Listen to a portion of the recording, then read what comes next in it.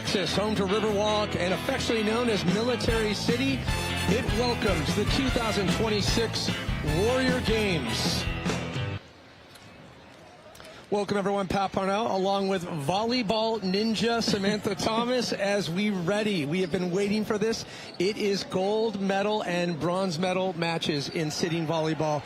So much anticipation building up to this, and watching the story of Air Force be unbeatable in wheelchair basketball, wheelchair rugby, and then the upsets that we saw go down yesterday.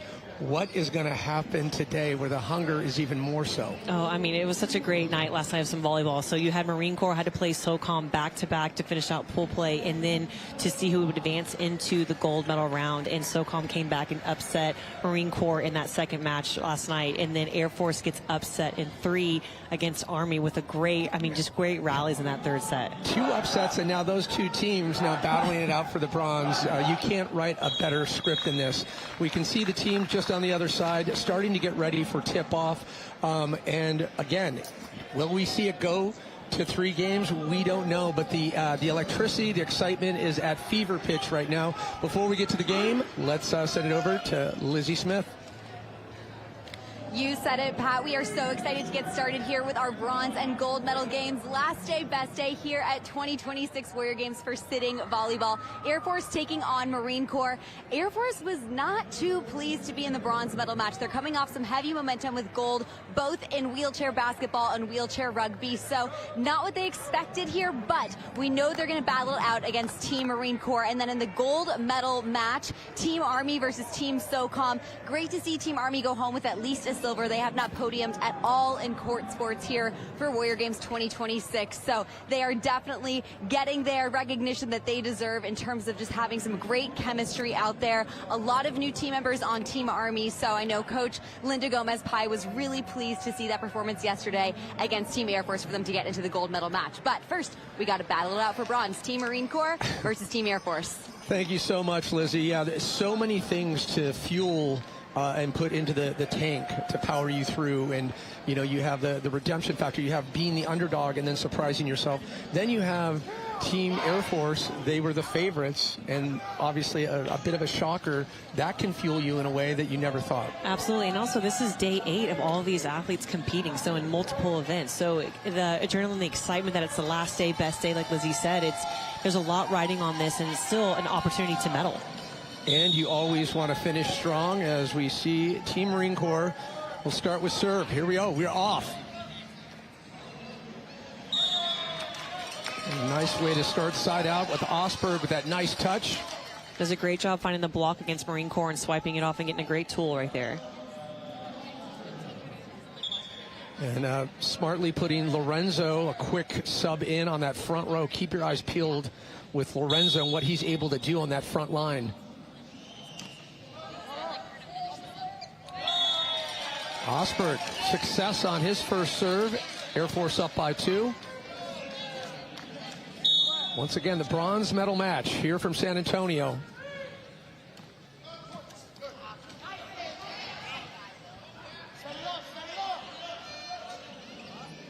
Oh, and there's that power we talk about. If you're on the receiving end, you hate to see Lorenzo connect like that. Yes, and then Marine Corps has to be aware of him across that front line the entire time. But talk about that set from number 12, Spencer Gubler on Air Force. That was a beautiful set to the pin. Yeah, when you get that, just that butter set, and it's perfect. Right where you want Your it. eyes get big. You know, as a former setter, doesn't it feel good when you know you got it right where it needs to be? Yep, exactly.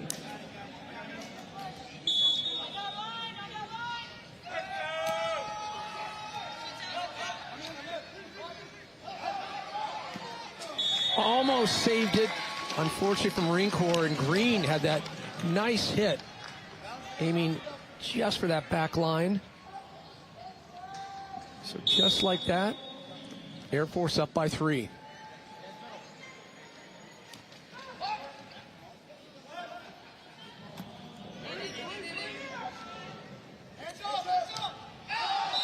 And Smith just a little too much on that hit, but a great set again from Charlene Stout.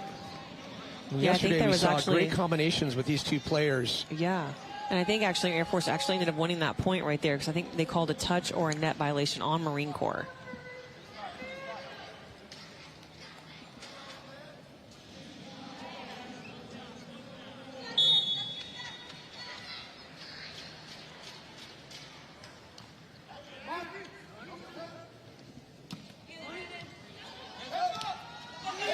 Oh, and showing some pressure with Sturgis alongside Vasquez Mendez.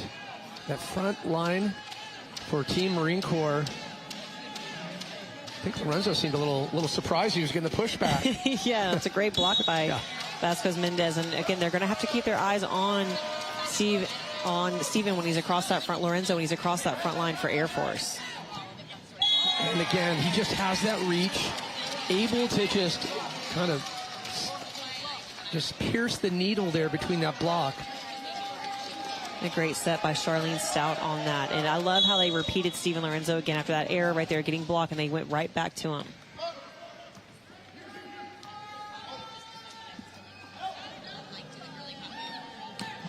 Good hustle there by Green.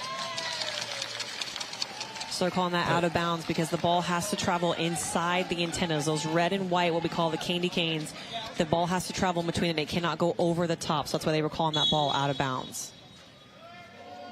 Candy canes just, I don't know, does it seem, can we call them sidewinders? Something.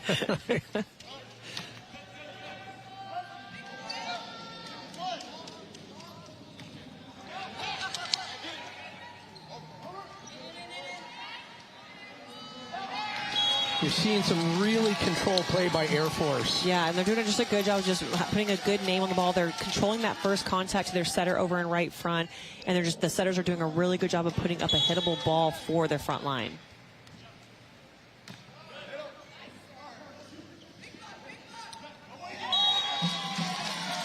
Just staying on the side of Marine Corps, and Air Force enjoying a 5-point lead right now here in the first set of the bronze medal match. Lorenzo with the serve. Ooh, he felt that one. Zachary Nolan. Another player that has that benefit of just having that reach. Yeah, that's something. If you're new to sitting volleyball, it's different than standing volleyball. You are allowed to block the serve. So in indoor standing volleyball, you can't block the serve, but in sitting volleyball, you are able to.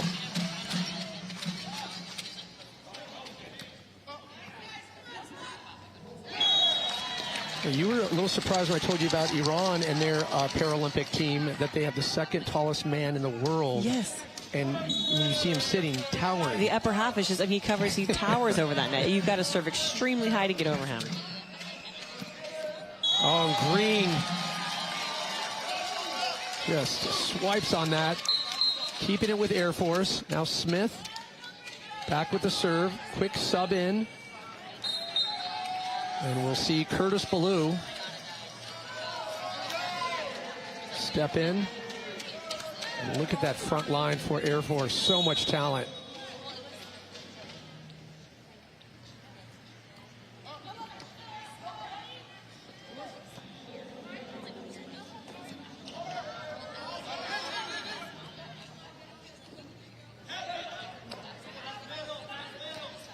Oh, unfortunately for Charlene Stout there, put a little too much heat on that hit. Side out, Marine Corps, just 3 down. First 2 games go to 21. Third game, should we need it, goes to 15. Have to win by 2.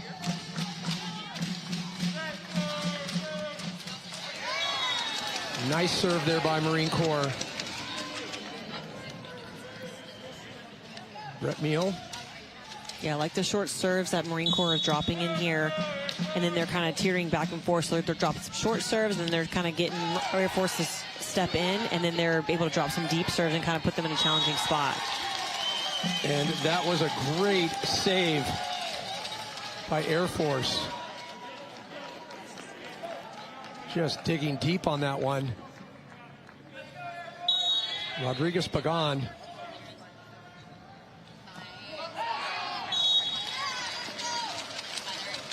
Side out Marine Corps, climbing back to a 2-point deficit right now. Air Force had a little momentum, but Marine Corps starting to find the openings.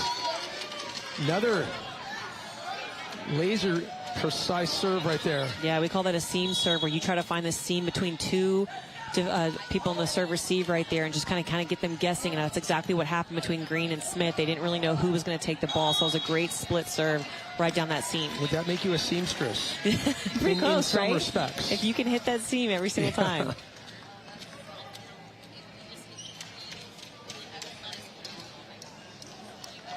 So good play for Air Force as serve will come back. Jason Osberg again. One of the more consistent servers, and we can see head coach Rick Mullane of Air Force having some words, the officiating staff. And he was the one, he's just watching this game like a hawk. He if there's is. any nuanced break in the rules, he's going to pick up on it. Yeah, and he's got a great support staff with him, too, that were able to find, you know, those hiccups yesterday that they had when they were playing against Army, where they had too many the different functionalities on the court that was illegal. So they actually ended up losing 6 points yesterday. Along with assistant coach Kenny Gwynn. Oh, great set again by Stout. Lorenzo couldn't get that same connection.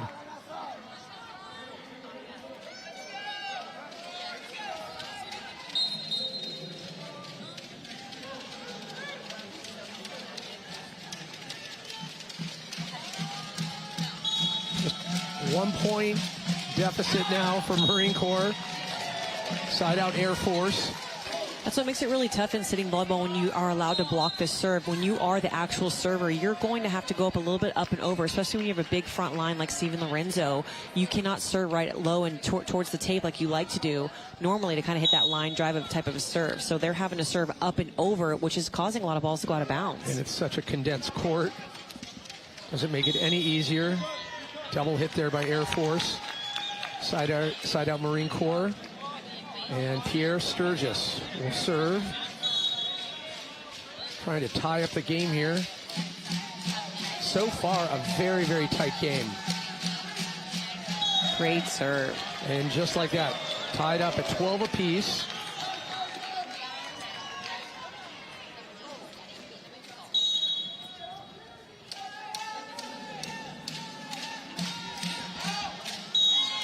And good eyes there by Jason Osberg. Yeah, it's a great job of tracking that ball and realizing it was just a little bit too high for him to reach over with his overhand pass. So he ended up letting that ball go out of bounds. It's an easy point for Team Air Force. Stout awfully precise on her placement with the serves too.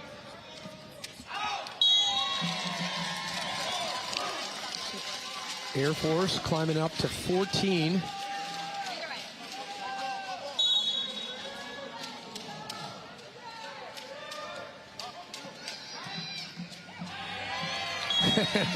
Lorenzo immediately, when he has those connections, you see the smile. He just with the fist pumps and stuff. The stoke is real when you connect with the ball. Exactly. He's got a great hand-on ball, and he does such a good job of handling those overpasses that come over quick.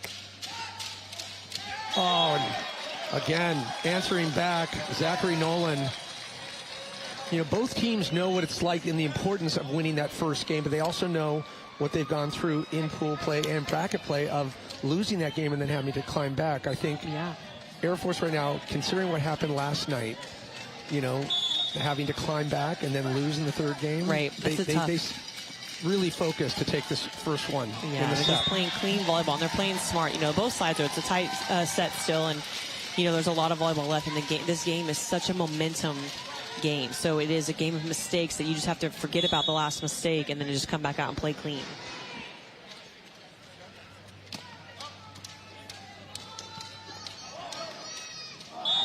And unfortunately, right there, you saw Zachary Nolan. That dig just went way to the side. Osberg back with the serve now, 17-13. Air Force up.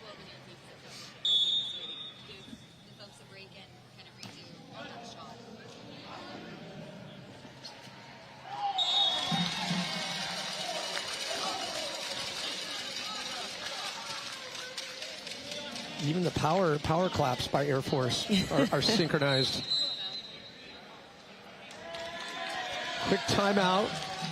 Probably a smart Smart move to make sure that they, obviously, albeit precarious, 5-point lead. Right. Yeah, and that's a smart timeout for Marine Corps to take right now. And you can see their coach, he talked about it yesterday, is that it's not his time to coach his team, that he's done his job in practices. So right now, this is a kind of a timeout probably where he's talking about like what he's seeing from the sideline on their side, because it seems like a lot of them are kind of unforced errors, like missed serves and then, missed opportunities down this line when you're swinging and stuff. So just right there, you'll hear him probably talking more about just on our side controlling the ball. Yeah. Do you think any idea that lovely, adorable dog has any idea we're in the bronze medal match? He has no idea because he's enjoying that chew toy. He's got his bone. He doesn't care about the bronze. He is not phased. Yeah. And I want to remind everyone the story of Air Force again. In sitting volleyball, we're unbeatable in every match. Did lose a couple of sets in bracket play. However, they were the favorites to go on to take gold. And again, Marine Corps rising out of the ashes like the Phoenix, really kind of found their strength. Yeah, absolutely. And, they had a tough loss last night, too, in the semifinals to SOCOM. So it was a lot of volleyball yesterday, and both teams, had tough losses last night to end up here, but still medaling, in bronze potentially. There's a lot on the line. So both teams are just making sure they're coming out and playing clean volleyball, but also having fun while they're doing it.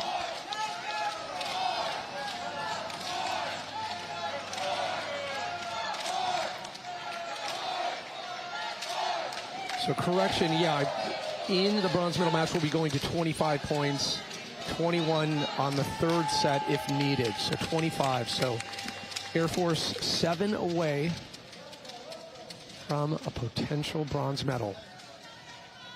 Osberg serving.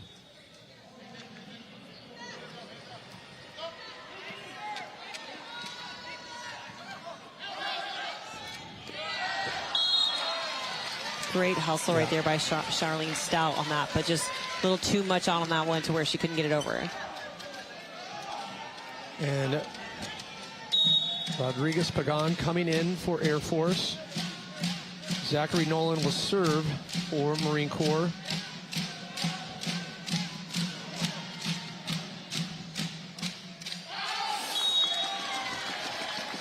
Just a little too much for Osberg. Got a foot out off the base as Marine Corps trying to climb back.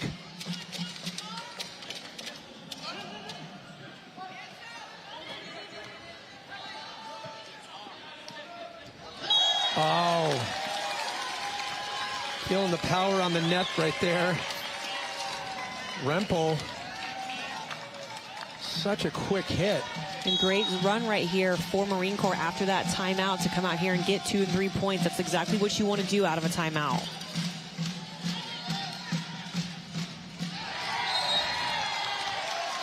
And just like that, back to a 1-point game. You saw Joshua Shannon able to get up and over and just take that vertical approach, almost impossible to get.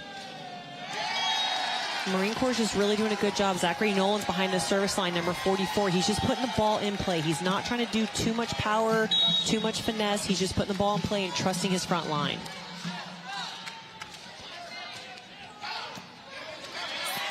Great shot there by Stout, really forcing that back line. Nolan couldn't get to it in time. But what do you think? We saw Air Force that first probably 10 points. Just seemed like it was more controlled, 3 touches, really planned. And Marine Corps has them a little rushed at this point. They are. They're just doing a really good job with their serve and then across that front line. You can see right there, that's a great, I like the play, like the idea right there of number 20 going in for Marine Corps. Joshua Shannon trying to block that serve, but just added a little too much. So those errors, if they can just minimize those, they'll be right back in this, tying it up with Air Force.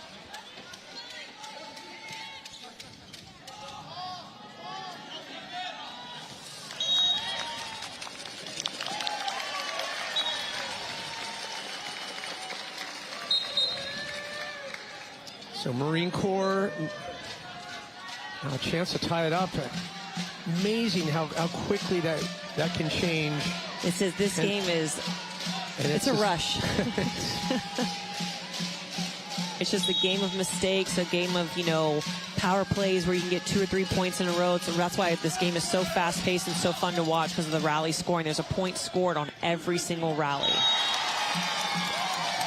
Finding that open crater between the back and front line. And you saw both players just look at it. That's a great deep serve right there. But Air Force does a great job of handling that serve receive. And then just a little bit of a miscue right between the two players. Mapalo's, yes. Nailed it.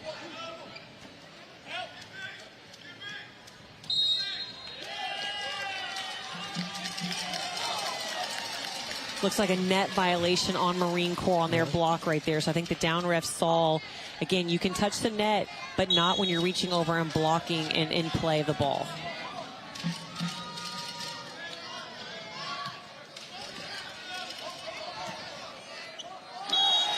Rodriguez Pagan, Green, had his arm out. Felt like that was a bit of lack of communication.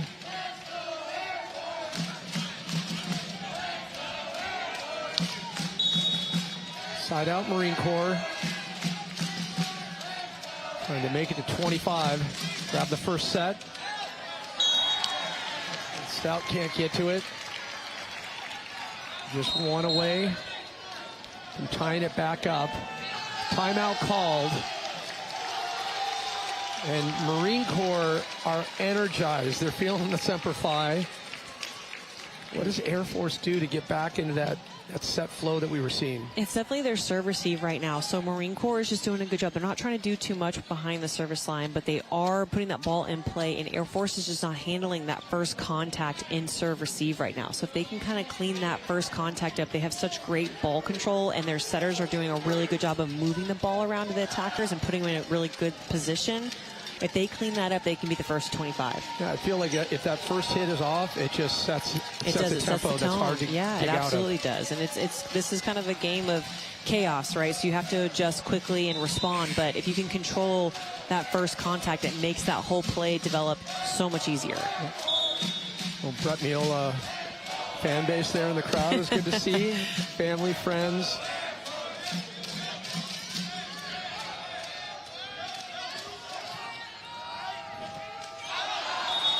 Love that back and forth. I do.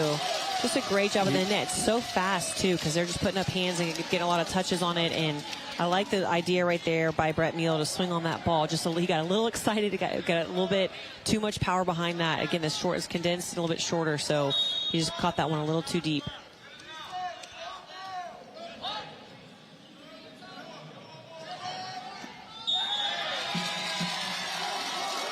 Just a little too far outside. Caught what you like to call the candy cane. I'm renaming it the Sidewinder. It sounds way more menacing. But just like that, 1 point away to taking the first set for Air Force. Marine Corps down by 3 to tie it up. But, man, head coach Rick Mullane looks so calm, so collected. He knows what his team is capable of doing, so he just knows you got to push for 1 point right here. And again, you have to win by 2, so they can close this out right here at first 25. They'll take that first set, and they can carry that momentum over into the side when they switch sides, and then maybe close out this match in 2. Big shout out to the Air Force fans. They have been here every single day. They have. Sometimes an hour, 2 hours before, setting up the bleachers with their megaphones, their noisemakers, their pom-poms. They are a force. Yep. They are a force, that Air Force. Here we go. Set point for Air Force.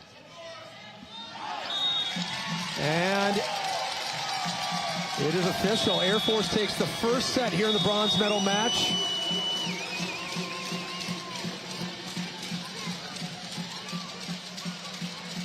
Doing it in decisive fashion, but love to see these tight games. You hate to see a blowout. You love to see them battling back, and obviously Marine Corps, they know they can beat SOCOM. They know they can beat Air Force. That's why they're here. Right. It is, and that's why this game can switch so fast. If they can just carry over, learn from the mistakes they made in that first set, and then just carry over that confidence, over from what they developed yesterday, they can get, maybe get this to a third set. So both teams resetting. Before we get to second set, we check in with Lissy Smith. Well, I am here with a familiar face, Mr. Mike Owens, Adaptive Sports Director for the Wounded Warrior Project. Last day of Warrior Games, you've seen all the competitions. Is your favorite sport still archery? I would actually say I haven't watched swimming until now, and swimming was actually pretty cool. The effort and just the stamina that they have to do that was awesome. You're also a former Marine Corps veteran. What's it like watching Team Marine Corps out here against Team Air Force for the bronze? Amazing, actually. I didn't think they were going to make it in, and then because of Air Force's kind of flub, they did. So I'm really happy about it. We love to see it. Yeah, hopefully they can pull out a win there in the second set and get us to a 3-set match. But what do you want to say in terms of just your experience here at the Warrior Games, especially on behalf of the partnership we have with the Wounded Warrior Project? Definitely. This year has been very special in that we're in Military City, USA, San Antonio, Texas. You know, we have 5 military bases here and a lot of support. And so it's been great to see that show of support come out of civilians and people just coming out to view and spectate. But then couple that with the athletes' tenacity and work ethic and just kind of ferociousness when it comes on the court or archery or whatever the sport is. Like, they're going after it, and it's awesome. You said it, absolute ferocity, and thank you so much for being here and joining us on behalf of the Wounded Warrior Project. Pat, back to you.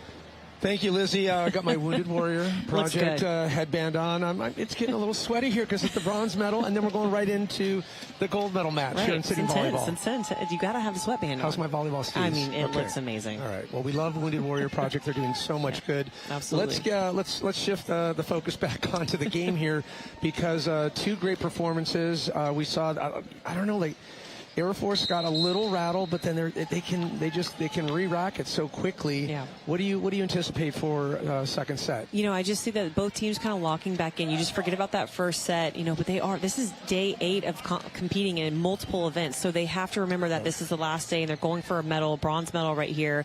You know, you can see that the smiles are on both benches right now. And so when they're coming out, they just got to focus on Marine Corps. Got to work a little bit harder at the net, and then they got to make sure they slow down Steven Lorenzo on Air Force and make sure he doesn't get that run going early on. And I think if both teams can kind of control that first contact, it's crucial. This could be another tight set. I mean, when he connects on those hits, it's like this highlight arm coming out, and it's the speed of a highlight ball. It's unbelievable the force he can connect with. Absolutely. He's got such a fast arm swing. It's such a fast-paced game, too. So it'll be really interesting to see the kind of strategy that both teams takes here. We are about to get underway here with the second set of the bronze medal match. Air Force grabbing the win of the first set. Should they win set number 2, the bronze medal is theirs. But Marine Corps, if they take the second set, will push it to a 3rd game. Here in the bronze medal match, we go to 25, and on the 3rd, go to 21 if needed. Osberg again will start it off for Air Force.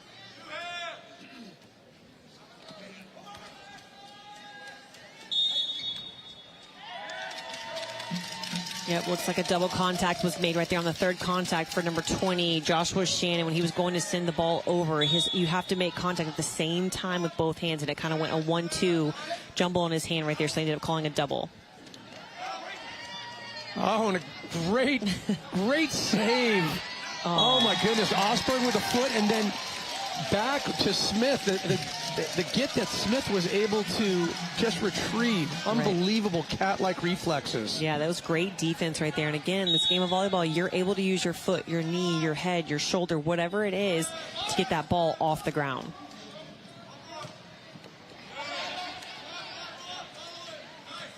Oh, Lorenzo thought he could sneak it past, but the call against Marine Corps. Oh, it was. It went against the front row right there. I think, again, against number 20, Joshua Shannon, calling him reaching over right here. So it's a great block, but you are not able to put your hands over and reach over the net so much to where you're kind of interfering with the play right here. So it looks like on that block, they ended up calling him throwing it down, kind of a catch and throw on the block. You're not able to do that.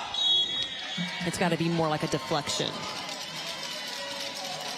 Notice, too, Sturgis. I like the back set with that one. I know. They're getting crafty. Very steezy and actually usually works.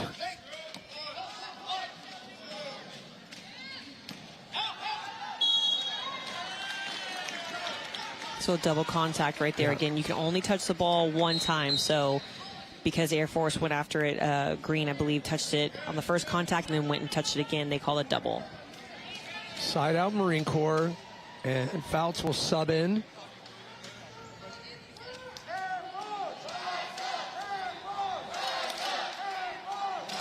And there we see Joshua Shannon. He will come out for Team Marine Corps with Fouts serving.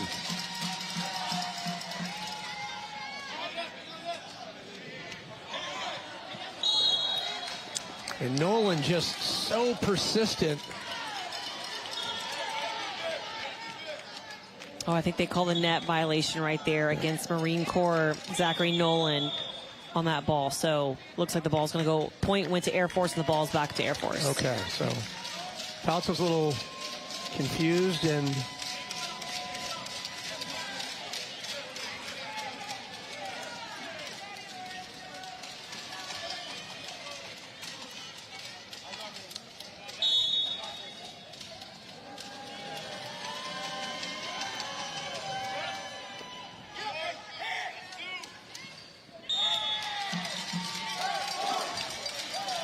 Air Force again.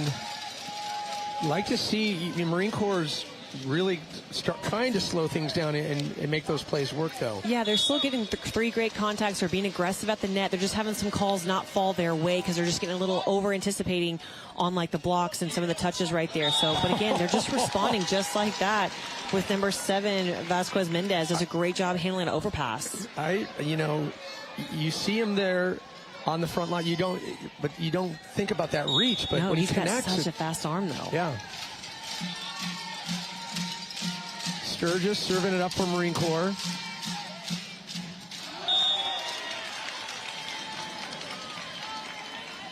Bumps it up to a 3-point deficit.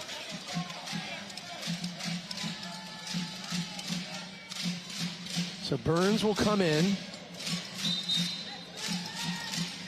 And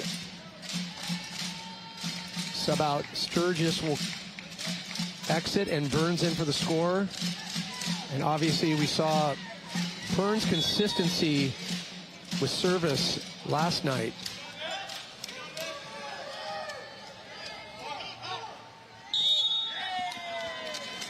Air Force. Side out. Yeah, I ended up calling a double right there. It looks like on Fouts, excuse me. He went underhand. Again, your hands have touched the ball at the same time. So the down ref ended up calling a double contact on that second contact. Lorenzo getting a little tied up. After every, I do like the teamwork, the camaraderie with Air Force. Every play they're there. They're, no matter what happens. Yeah, they are. And there's a lot of communication. They always are coming together in the middle and kind of having a little chat session real quick about the next play. And, hey, a little bit of a high five here, like you got this after a mistake or something. So they're definitely not letting their teammates get down.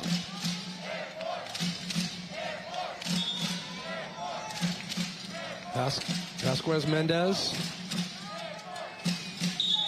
Service for Marine Corps, down by 3. Oh, a little too much on that serve right there from Vasquez Mendez. That was a great, I like the idea. He's trying to hit that back baseline, but just a little bit too much on it. So Lorenzo now serving. We've seen him go on some good runs from service. Quick push back with the one hits and too much for Marine Corps. Brett Meehl.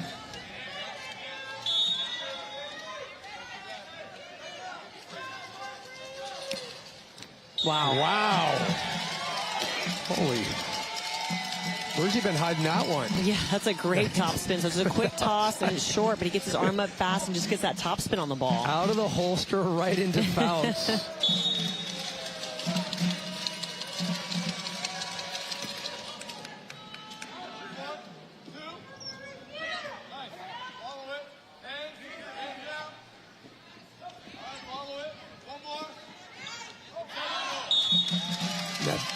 Tell you what, Air Force, that awareness Like they've just eyes in the back of their heads. Absolutely. They know where that baseline is. They know where the sideline is on their closest shoulder. So they are definitely spatially aware of where they are on the court and where that ball is tracking. Whether it's high over their head or shoulder, they know that ball's going out of bounds. Air Force with a 7-point lead.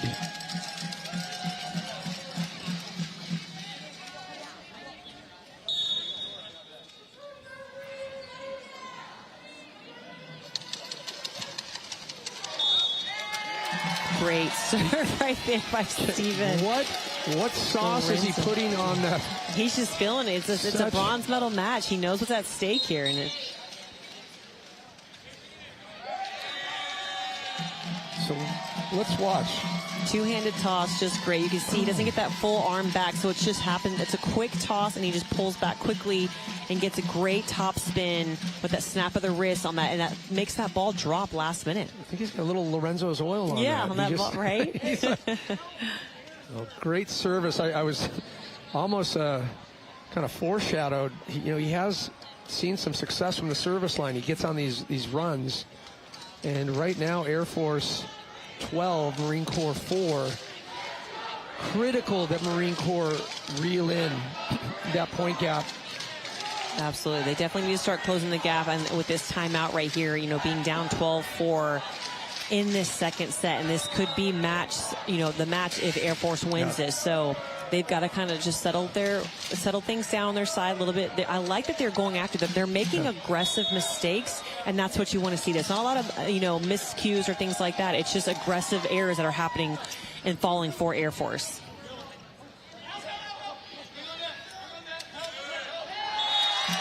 Big point there by Air Force, hanging on to it. 9-point lead now. Have a quick sub as Doc will head on out, and incoming Christopher Rojas in for Marine Corps.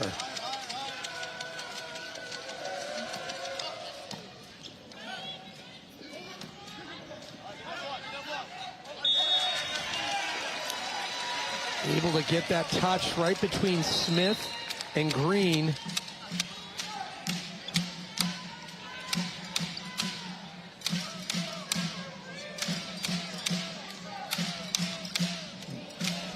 Really utilizing the 12 sub.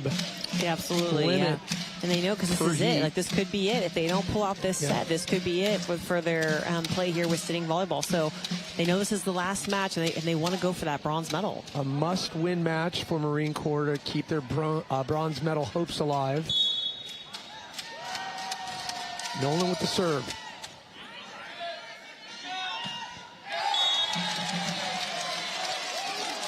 You can often do that. Hit with reckless abandon as long as you aim for that blocker's hand. Absolutely. That's a great job. If you're going to swing hard like that, you better hope that there's some hands in front of you to slow that ball down or get a touch on it, because you want to make contact with that, because the hard swing was probably going to go out of bounds, but a great job of recognizing that there were 4 hands in front of him and get that block touch.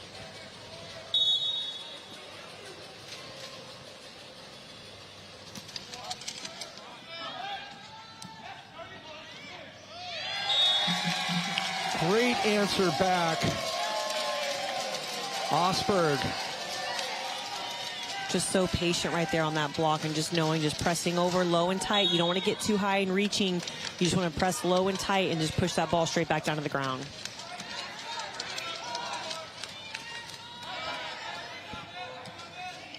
Oh, and Green just couldn't handle the get on that. But prior to that, Rodriguez Pagan, great dig. As Burns looks like he'll be subbing in for Team Marine Corps.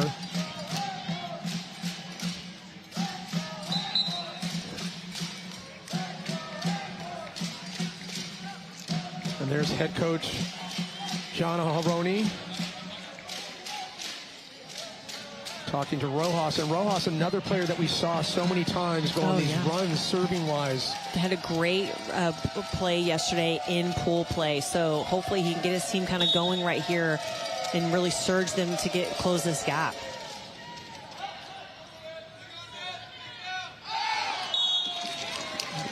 And Green turning up the heat a little too much. 8-point game now here in set 2. Must win for Marine Corps to push it to a third set. Wow. Thought Rodriguez-Pagan had that so quick on that slide. Yeah, that's so great. It was a great hustle play right there. But this is a tough serve to handle, because if you don't get your hands up quick enough, that ball kind of catches you on your fingertips and rolls back. And that's exactly what's kind of, he's catching Air Force a little bit on their on the baseline.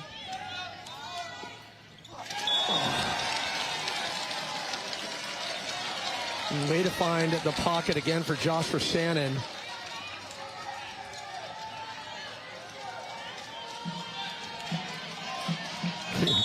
You see some fun trash talking by Osberg there.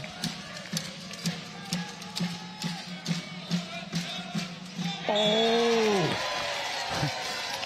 Osberg answering back defiantly. Now Green. And he'll serve.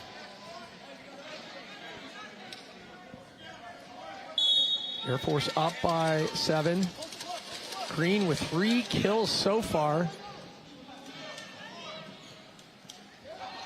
Oh, great hustle.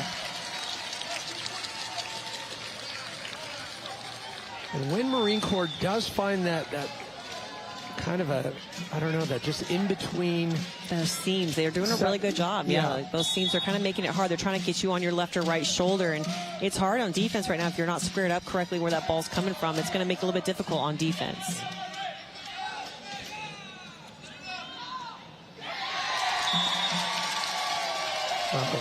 He is feeling it. Curtis Ballou. Like a shot of blue. Right. Air Force blue.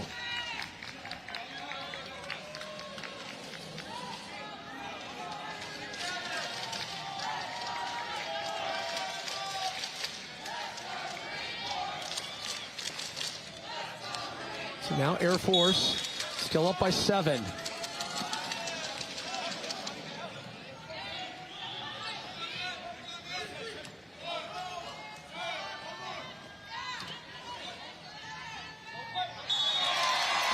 Too much for Donald Burns.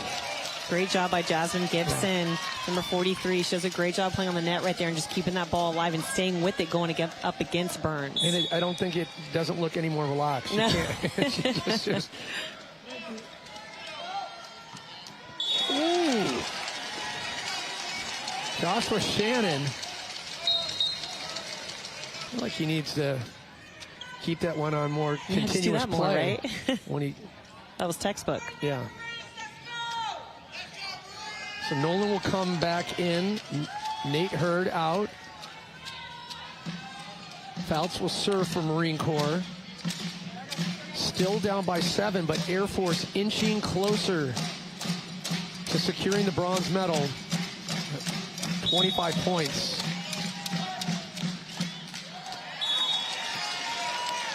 If anyone's able to help Marine Corps back there, it's Fouts. He's got a great serve, so he went on some great runs last night, him and Rojas. So what do you make how he just continually moving on that baseline? I like it. I like that he's moving around, kind of making it a different look, and you can see he's trying to serve more of the right half side against Air Force, kind of that 1-2 area zone on the right side of the court. Yeah. So he's doing a really good job of lining up back there on the baseline. And you can see when we look at the scoreboard now, 5-point deficit for Marine Corps, just inching closer.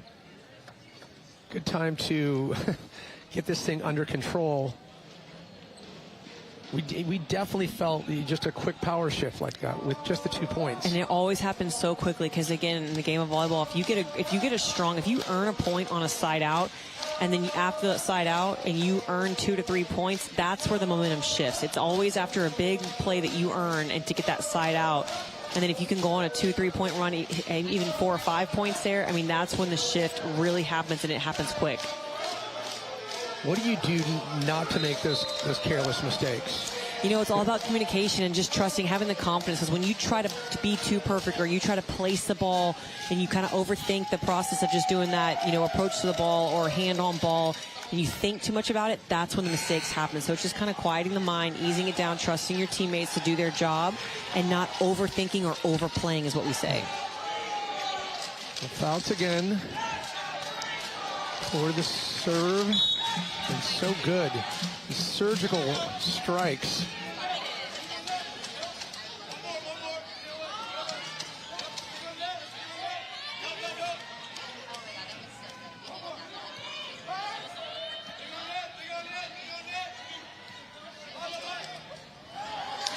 Oh, and with that, side out Air Force. Big point for them. Now to 19. Baloo will come out. Google will come in. Just 6 points away from a bronze medal.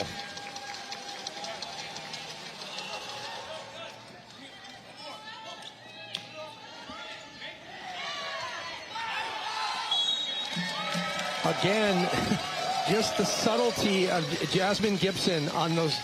Great job. I mean, she's just aware up there. She just reaches with one hand and just kind of taps it back down and puts the ball back. Puts the ball and the pressure back on Marine Corps to keep that ball alive and playing. And does a great job right there. So side out Marine Corps. Burns will take the serve. Now 6 down.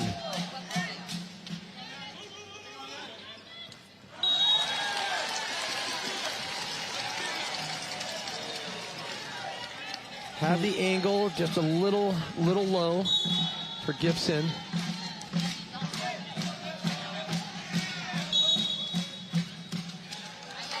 I believe she got up on her knees.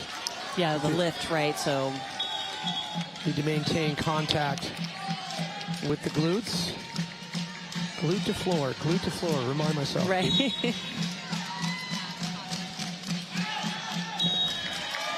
And a good break there for Air Force. Side out now to 21 to Marine Corps' 15. Just 4 points away from securing the bronze medal. Gibson with serve now. Wow, what a serve. Nice up.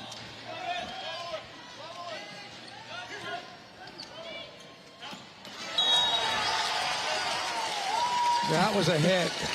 I love seeing the energy after a play like that from number 28, Christopher Rojas. It's a great job. His teammates did a great job keeping that ball alive, and then a quick set to the outside, and he just puts that ball down the line. Well, Rojas on the short list for MVPs for this Marine Corps team. Throughout pool play and bracket, he has been such a force.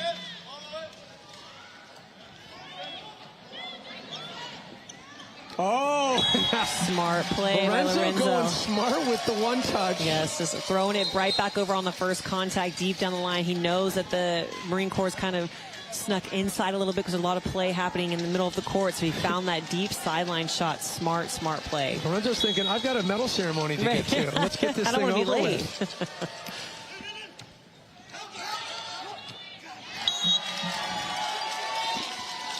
And just like that, 2 points away.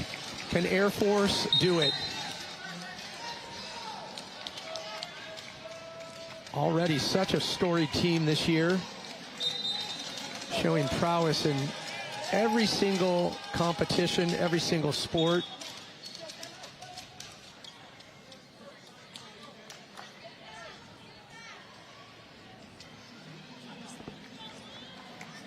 Oh, I think Lorenzo thought they called a timeout, but it was actually just a substitution call.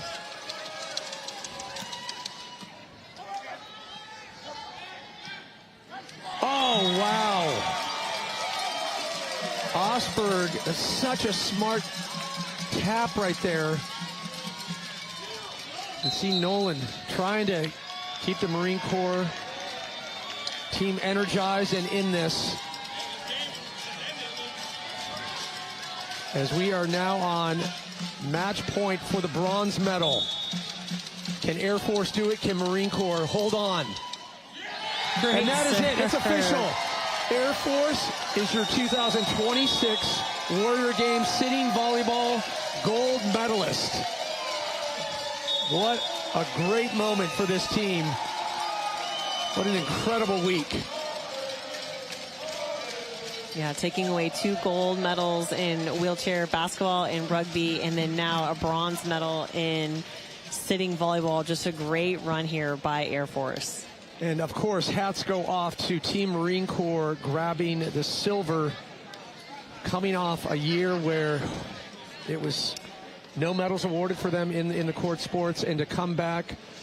I'd love to see the return of Pierre Sturgis on all fronts, whether it be sitting volleyball, but especially wheelchair basketball and wheelchair rugby. And you can see the smiles from the silver medalist and the gold medalist alike, and the camaraderie. It runs deep, my friends. Yeah, this was a great match, and we've got another one coming up after this, and it's going to be some more great volleyball, and it's just been a really fun 2 days of sitting volleyball. Yeah. And big part of those smiles is they're thinking, I am done. I can actually rest right now. And recover, yes, absolutely. And of course, celebrate. And we are going to be bringing you all the celebrations, handing out the hardware here from San Antonio. But as you mentioned, we will be getting into the gold medal match live from San Antonio, Texas, and the 2026 Warrior Games. That's coming up just a bit later. But it's great to see the coaching staff, the family, the friends coming out, showing their support. Yeah, you got to give credit to the fans and, just the friends and family that travel from all over, and to come together for these 8 days in this competition for these men and women who have served our country in such a special way. And these adaptive sports have been awesome to be a part of, and just to see the camaraderie they have between each other. Well, as always, we know the one person to go to who's always in the thick of it is none other than Lizzie Smith. Lizzie? Well, I am here with Team Air Force, bronze medal winners for sitting volleyball, and one of the team MVPs here, Jasmine Gibson. What does it mean for you to be involved in Team Air Force for this first court sport that you competed in? Oh my gosh, it feels great. Shout out to AFW too. If it wasn't for them, I probably wouldn't be here right now, so I'm just grateful to move my body. What do you want to say to your teammates behind you? Oh my gosh, I love y'all. I'm gonna miss all of y'all so much. What does it mean to help secure the bronze? What does it mean?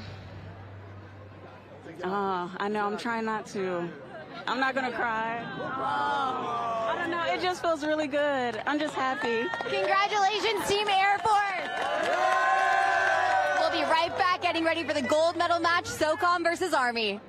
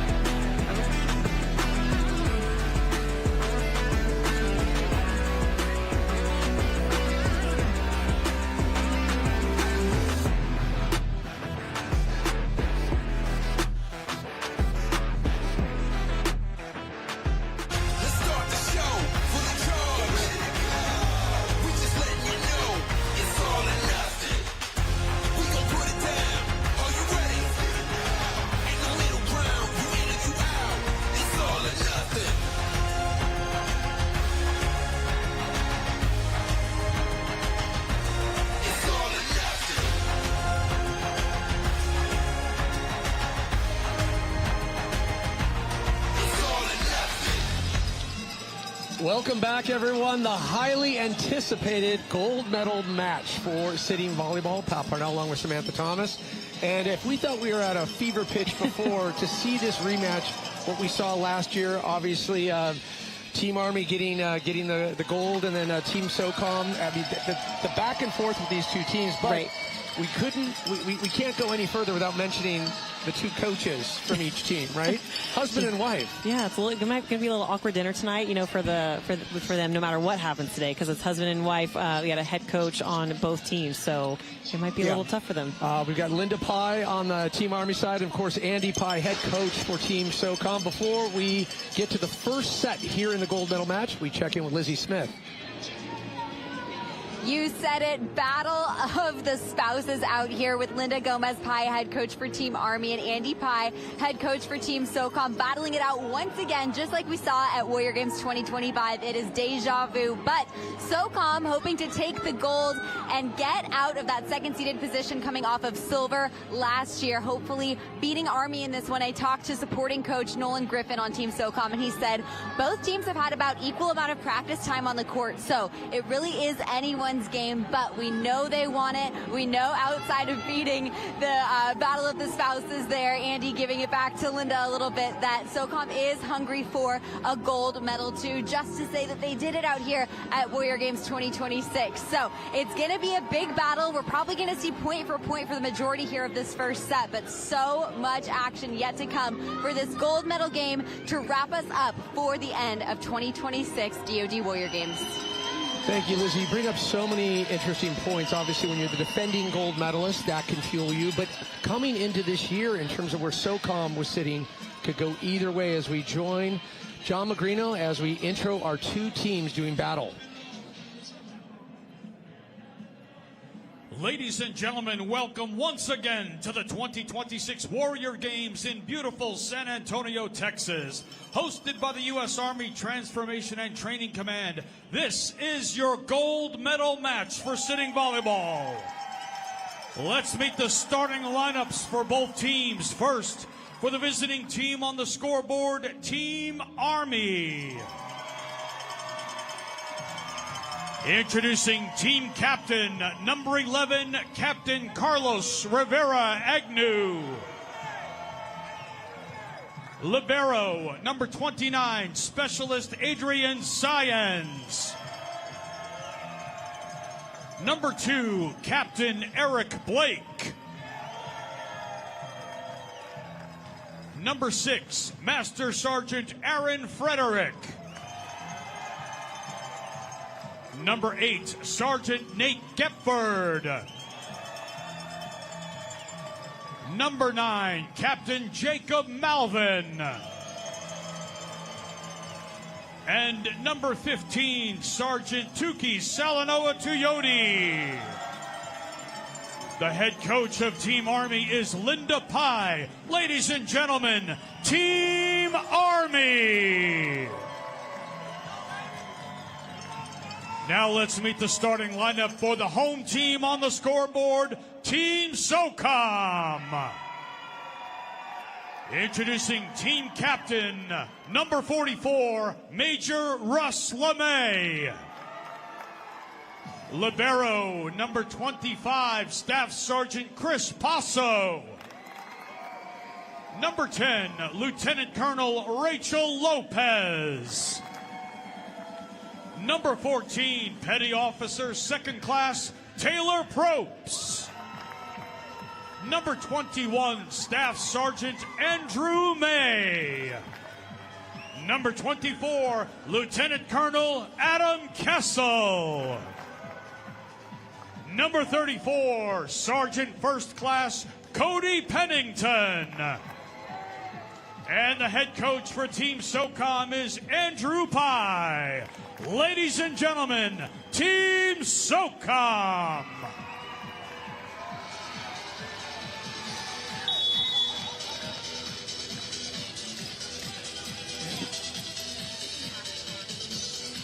So there's our starting lineups here in the gold medal match. Team Army, Team SOCOM. The same matchup we saw last year, but as I started to talk about just before we got to meet the starting lineups, the fact that you have that bullseye of being the defending gold medalist, that can fuel you. But it also, coming into this year's game, SOCOM was actually one of the favorites. They were second best in performance under Air Force, but we've seen what's happened with the battle with Air Force. They were able to pull it out and ended up in the bronze medal match. I mean, that's just a shocker, but a great performance nonetheless. But then we saw a team like Marine Corps get questioned and say, no, you guys don't belong here, and proving otherwise. Right. And that's what I almost feel like Army has really surprised a lot of naysayers, and that can fuel them in a different way. Yeah, absolutely. They definitely started kind of finding themselves a little bit more in pool play yesterday, and then with that major upset last night in the semifinals versus Air Force, is just a great comeback, and just showing how they're here to play. And this is the last day of Warrior Games, the last day of all their competitions, where they'll be finally able to rest. So they want to go out with that gold medal. What's going to be the bigger decider? Just the sheer height that Team SOCOM has as we see them in the huddle, or the determination, a couple of the star players rising to the occasion for Team Army? Yeah, I think it comes down to rising to the occasion, because there's a lot of fans here. It's really loud. It's very electric in here. The adrenaline's kind of going. These athletes are excited to play in this game, and a lot of it can come down to just great touches, great communication, and just kind of executing when the big time it comes. You were very vocal about yesterday's performance from this gentleman right here, Carlos Rivera Agnew. He'll start it off with the serve, but he's got skills, whether it be serving. We saw he went on some really good runs, but really deadly at the net as well as the back line. Yeah, he's just doing a great job of just every time he's touching the ball, he's bettering the ball, and he's making plays, and he's executing. He's earning some great points for his team in crucial situations. So it's just putting a lot of confidence in himself and in his team. Here we go, first set in the gold medal match.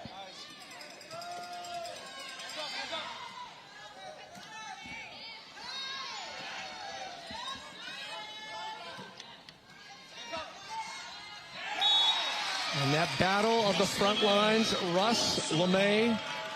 The big question, will we see Russell LeMania when he really turns it on?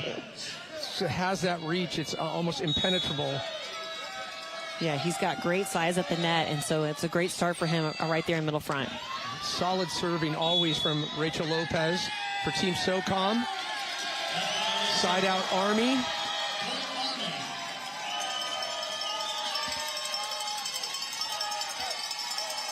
And Sands coming in for Army. Another one of those players that can go on these runs serving. Finds those pockets.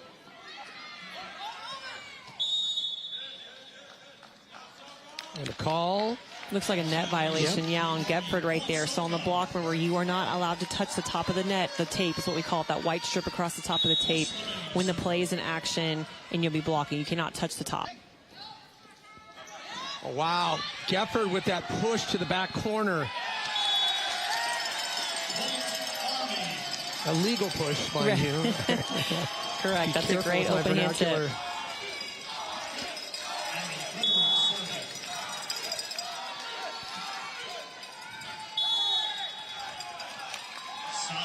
Just long there. So here in the gold medal match, we'll take these sets to 25 in the first two. Should we need a third, it will go to 21, have to win by 2. And Rivera Agnew. Right on cue. I mean, he's doing a great job of working the sidelines. So you get 6 players on the court at one time, right? So, the front line's protecting the net, and the back court is kind of squeezed inside a little bit, pinched in the middle. So he's able to play those sidelines that are open. Gebford couldn't finish it. Rivera Agnew had that first touch. And there's Linda Pye, head coach of Team Army.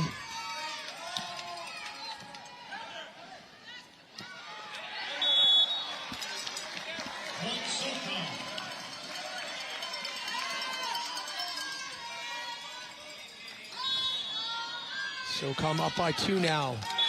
Wow, and there's that. We talked about him deadly on the back row, deadly on the front row. Rivera Agnew. Yeah, Agnew and Malvin on that just combined for that block. So in the game of sitting volleyball, you are allowed to block the serve. So you've got to be really careful about when you're serving low and tight to the tape that there's not a block in front of you. And that's just a great job by Army lining up.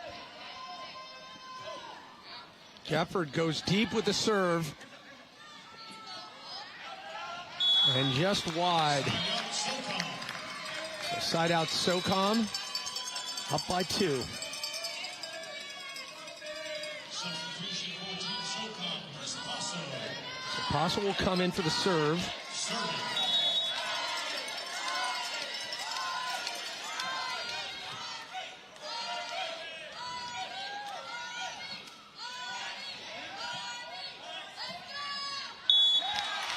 And Russell May able to finish the deal. We haven't been seeing a lot of power hits. It's more about placement so far. Yeah, everyone's kind of going for the open hand tip and kind of like moving. They're just moving the ball around right now. So they're doing a great job of kind of getting into, again, adrenaline and emotions are kind of taking into play right now with this gold medal match underway. Don't want to blink, look away too much, because just like that, SOCOM up by 4.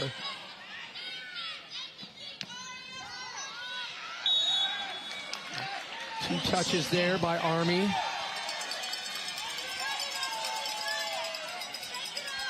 So now up by 5. We'll just have a replay real quick because the up ref did not blow the whistle for the serve as Army's trying to make a sub real quick with.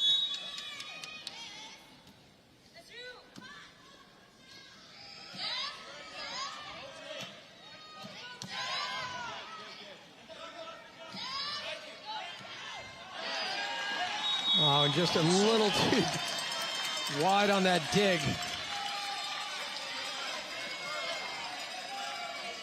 Back on the court for Team Army, Adrian Sands. And Sands coming in again. He will serve it up for SOCOM.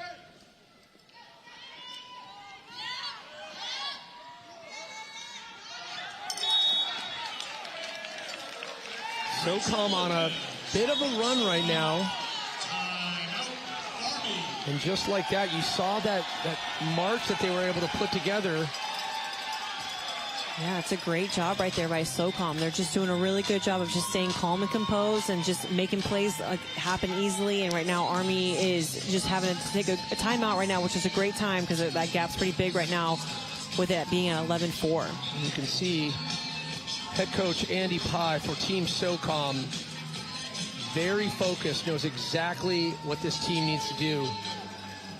He's been around the game for so long. And then Russell May jumping. You love to see that when players, they're part of that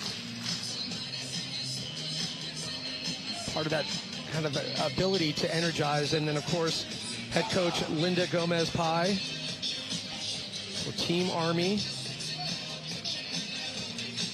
Yeah, you really love to see the competitiveness, but also just within your teammates kind of leading those timeouts like that with your players. Like, that's just great to see that they're able to kind of communicate about what they're seeing and feeling on the court.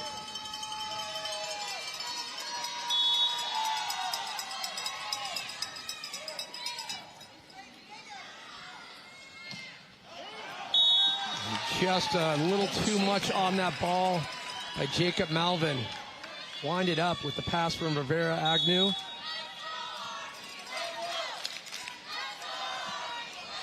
Gefford gets it right on the net, and then Rivera Agnew. Looks like they got a touch on that, so.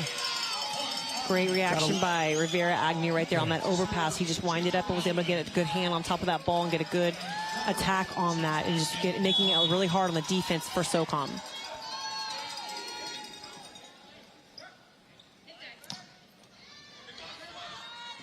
Oh, and again, who was that? Oh, it was Rivera Agnew. Rivera Agnew, that's right. Track.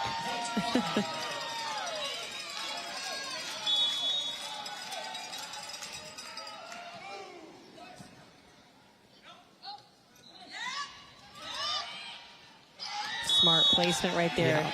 Again, as the rally goes long, everyone kind of tends to creep up a little bit, getting a little bit inside. And so if you can play those deep sidelines or baseline, you're going to find some open court. That is a go-to in Probst and his bag of tricks. Really, really good about finding those holes in the back line. Oh, and gets all tied up. We saw Adam Kessel there. So point goes to Army as they're trying to catch SOCOM here. 6-point lead. Rivera Agnew, 1 kill, 2 blocks. And tons of assists, making those plays happen. Just racking up the stats right there with an ace now. Rivera Agnew just one big highlight sheet. Oh, nice defense right there by Army. Great job, great reaction, great defense. Now within 4. Rivera Agnew on a roll.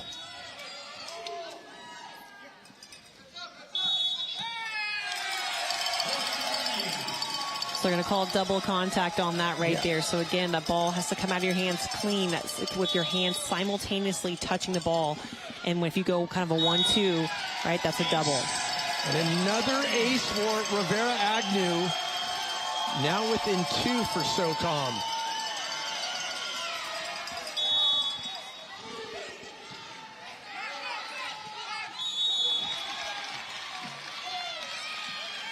Able to get that dig, Probst, and then LeMay finishes the job. Side out SOCOM. And Rachel Lopez will serve. One of the go-to servers for this team. And you're about to see why. Wow! Right on the end. And that was like a lucky break right there for Army, because I think there was a little bit of a miscommunication on who was taking that third ball over. But luckily they got a hand on it last minute, and they were able to get it back over on SOCOM's side. You hate to see when the player gets tangled in his own net, right. Andrew May. But a great climb back for Team Army.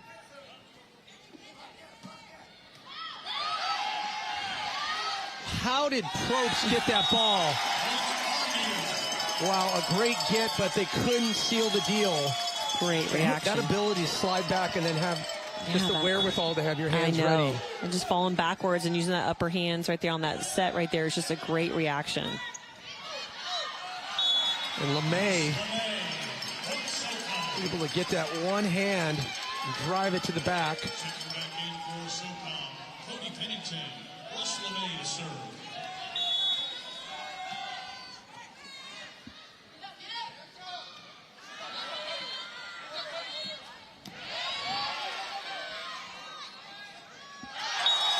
Side out Army, now within a point.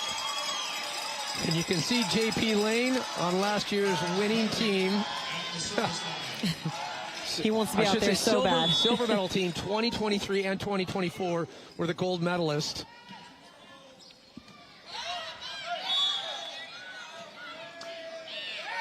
Well, it looks like a net violation right there on that block against SOCOM. So again, another unforced error, and a point goes to Army.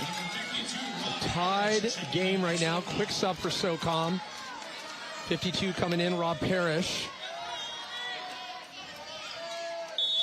Both teams still looking fresh here in the first heat.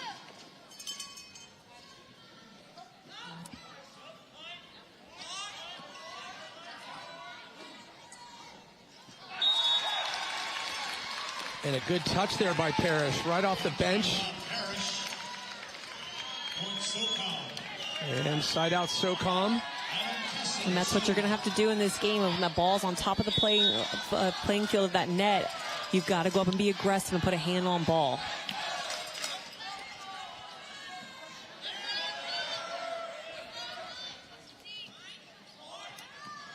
Oh, and Gefford.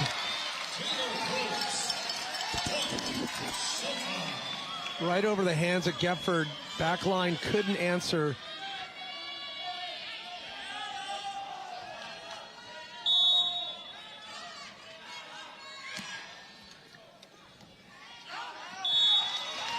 Well, just a little bit too much by that Jacob Malvin right there, number 9 for Army on that second contact. I like the idea that they're going for that deep baseline, but just added a little too much to it. Just a mini run there of 3 points for SOCOM. Unchallenged. Seen Army climb back. What's the immediate takeaway when you see those mini runs of 3 points here and there? Yeah, it's those mini games, because that's what the rally scoring is so fun. You know, this game of volleyball is such a quick momentum shift because of that, because it being there's a point scored on every single rally. So Army did a great job of creeping back up and tying it up at 15, and then SOCOM's response has been great in trying to get to that red zone at 20.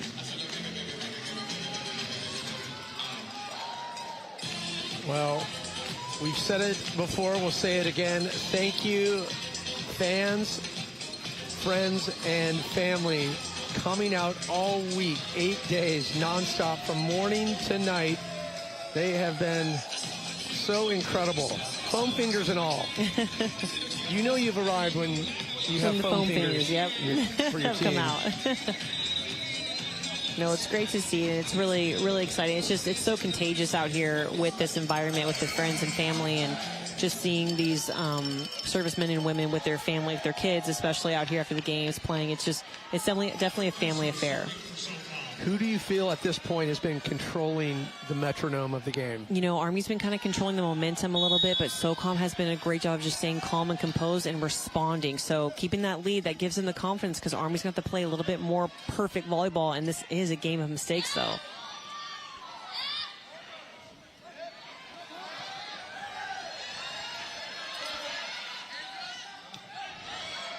Oh! Probst showing some power there. Yeah, great dig right there by Russ LeMay, number 44, in middle back for SOCOM. He got hands on that ball and was able to scoop that ball up beautifully and set up his teammate to score that point. And again, Probst gets the point for SOCOM, bringing it to 20. 5-point lead, 5 points away from taking the first set here in the gold medal game.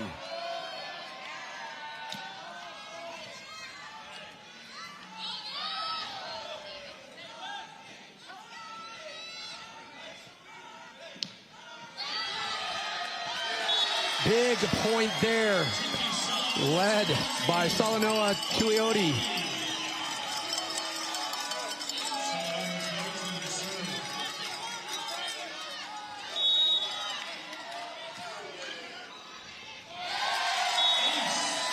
And an ace. I like that kind of finesse short serve right there. She didn't really add too much to it right there, and it just kind of drops right in front of SOCOM. Could not come at a better time for Team Army.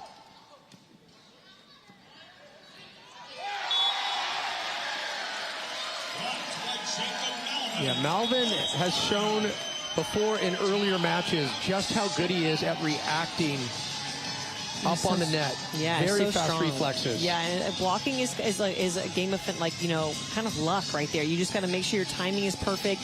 You're getting your hands placed over the net perfectly, not creating too much space between your forearms and that net, because if so, that ball's going to push through and land on your side. And how much is it not giving away too much, knowing that you can get there, right? You don't want to be camped out here because you know you're not going to be able to get over here. Exactly right. So your eyes got to be kind of the eye sequencing is definitely watching the ball as long as possible, but then making sure that you're lining up perfectly with where you see their kind of shoulder spacing. So if they're swinging cross court or down the line, you kind of have to adjust your hand placements according to what you're seeing the attacker. So the eye sequencing is extremely important when you're blocking. Well, incredible game so far as we look at the stats between the two, SOCOM and Team Army. SOCOM leading the charge with kills, blocks 3, but this game can end up being all about blocks. Aces don't hurt either, by the way. Right, exactly. Aces are, you know, those easy, quick points that you can score like that off of a block or an ace are really big momentum shifters.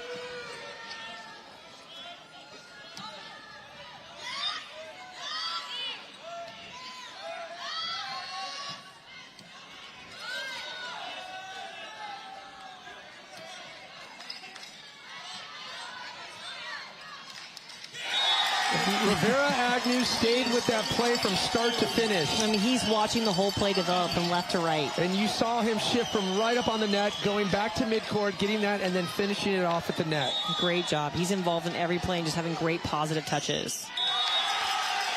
And another one for Army as they tie it back up at 20.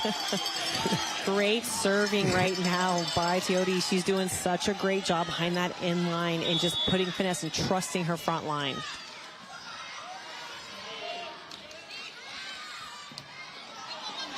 and just forcing Army to scramble their sense. And Rivera-Agnew couldn't get to it. So SOCOM up by 1, 4 away from sealing the deal on the first set here in our gold medal match.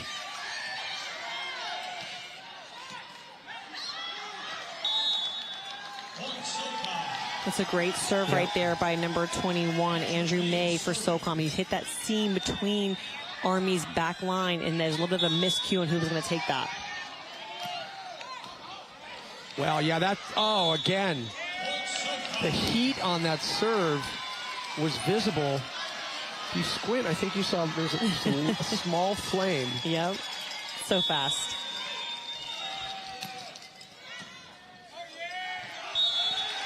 And just like that,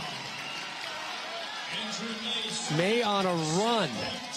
4-point run to set point here for SOCOM. Can they take the first set here in the gold medal match?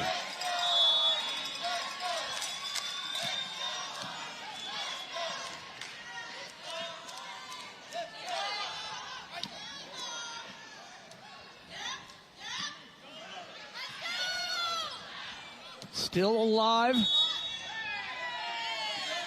Looks like a net violation versus SOCOM right there. So a lucky break for Army. Huge break for Team Army. Still alive in this first set. They need these 3 points tied up. Remember, you need to win by 2.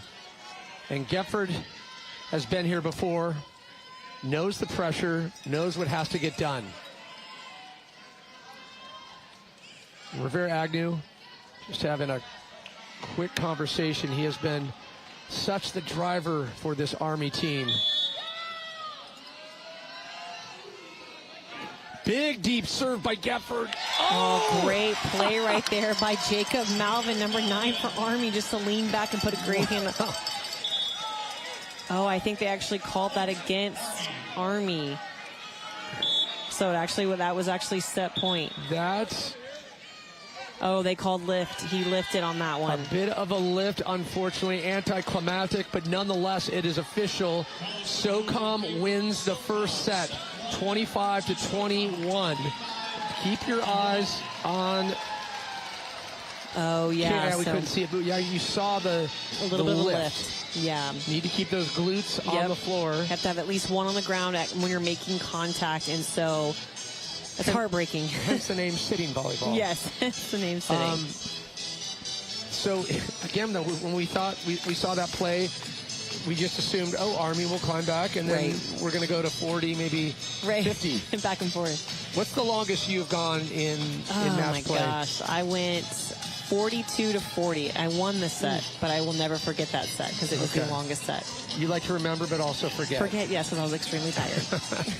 So what does Army need to do? I mean, I think it was so interesting, the two approaches. What do they need to do differently in the second set? Well, it seems like Army, they did a great job of, playing catch up every single time, but it looks like SOCOM was able just to work kind of their way back in and keep that lead and just stay calm and just kind of make the plays happen and forcing more unforced errors on Army's side. Absolutely.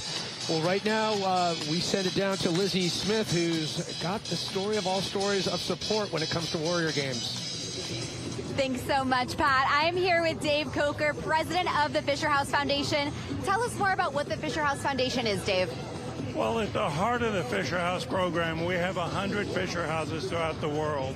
And what we provide is a safe, comfortable environment, a home away from home, for families to heal together while their loved ones receiving medical care. There's never a cost to stay in the houses, and you're with other families experiencing the same thing. So you support one another. It gives each other a sense of stability as you face the challenges that come with a medical crisis. Absolutely incredible mission. What does your partnership with the Warrior Games mean to the Fisher House Foundation? Oh, it's so important because we help people right when they get injured and right at the very beginning. And with being a part of the Warrior Games, we get to see them and see how far they've come in their recovery. Tell us more about the Fisher House Family Program. Well, the family program is a neat thing. The first games were in 2010. and we heard about how special it was for the few families who could afford to attend. We just felt like that's not right. Every family ought to be there. And so we provide travel, lodging, and food for 2 people for every family so that they can be a part of this. They've been on the journey of recovery. They deserve to be here for the celebration. Absolutely. Thank you so much for joining us. Now, you have been here at the Warrior Games. This isn't your first year, but you've been here since the start of competition. What are some of your favorite moments you've seen at the Warrior Games this week? Oh, gosh. Well, my favorite events are wheelchair rugby and swimming, but I've got to say it's the moments in between when the families and competitors get together and share those special moments, get to be a family and celebrate together. Dave, thank you so much for your time and your partnership. Thanks. Thank you, Lizzie, and thank you so much, Fisher House. I couldn't agree. It's the moments in between watching the families, the service dogs. It's just heartwarming. But I also, too, love wheelchair rugby. I am a fan. I am such a deep fan. But Fisher House has been such a huge support, and to be able to, again, without that support, we wouldn't have nearly as many family members here to show their love and support. Oh, yeah, and it does. It takes a big support of the family as well, and it's so great to see and what they do for everybody. So shifting gears back to the gold medal match, SOCOM getting the first. It is a must-win for Team Army to keep their gold medal hopes alive. Can they force it to a third set? And Rachel Lopez will serve it up for SOCOM.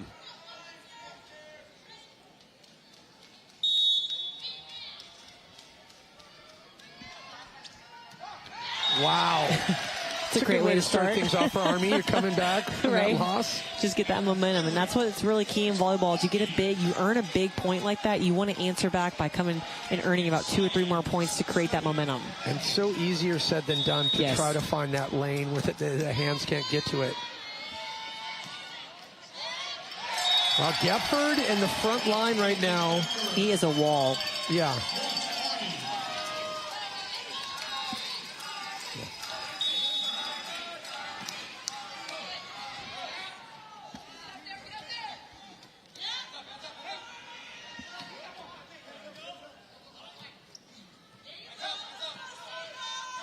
Oh, and just an unlucky second touch there.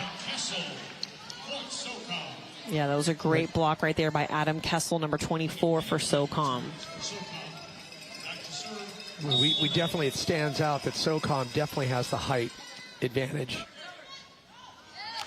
There's a few players on Team Army, the likes of Gepford, that can challenge LeMay.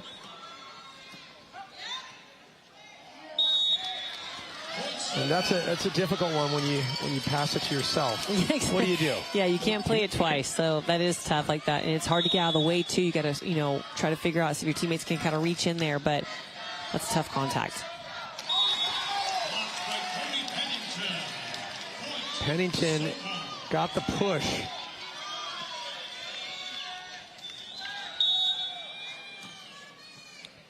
Ooh.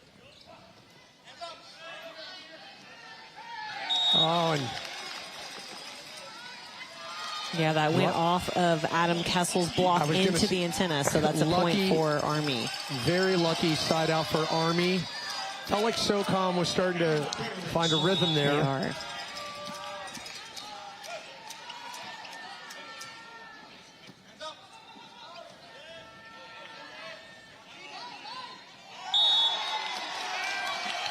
Wow. And they got that rhythm back. That's a great job by Adam Kessel to swing and throw that ball down the line. Just on the line, inches. Incredible placement there.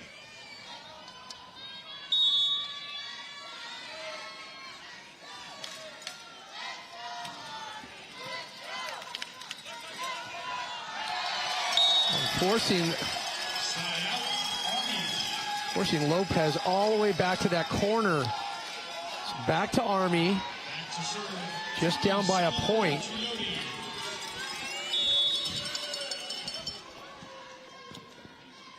Nice dig by Lopez. Oh, and a tight battle there on the net. I think they called a net violation on SOCOM right there. So again, those unforced errors, it's hard to, to stay out of the net like that when you're jousting and trying to contest a play, but you've got to minimize those mistakes.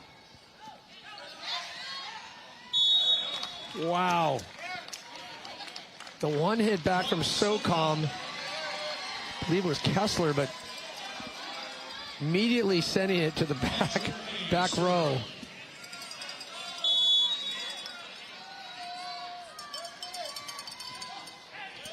Wow, and great that response. is what you want. You don't even want to have to let the play go through. No, that's a great job. And again, you can block the serve in sitting volleyball, so you have to, those are so hard to respond back to if you're the serving team and your serve gets blocked. If it was Team Navy, I would call it a blockade. Right. But that is exactly what you want.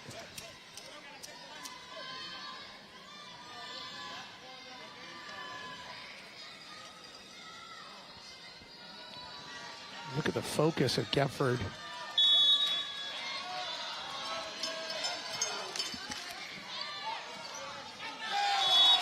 He knew exactly where he wanted to go with that.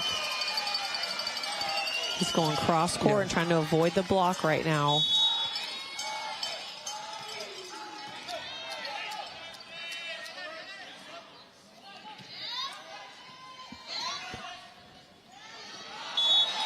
Finding the pocket there. Cody Pennington. Seen that a few times from Cody. Gets awfully creative. It's just great reaction times too, because that ball's coming fast. A lot of times it's off of kind of deflections right now and just keeping the ball off the ground in any way possible. And if that ball gets on your hitting arm, it's kind of just how you can respond and react. Chris Passo coming in for SOCOM and Adrian Sands for Team Army.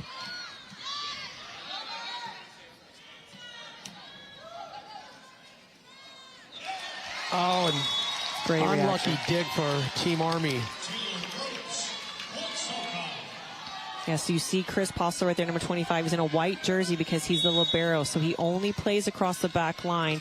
And so he subs in when the ball is dead. He can sub in at any time without it counting, and he can only play in the back court. So his subs do not count towards the 12 that they are allotted. Wow. Well, he had an opportunity to play in the back row, but probably not the place he wanted to be after Rivera Agnew Great took swing. a swing at that.